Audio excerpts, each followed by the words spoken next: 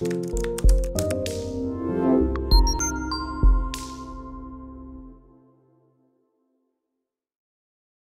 is SharePoint Spaces? SharePoint Spaces is a web authoring tool.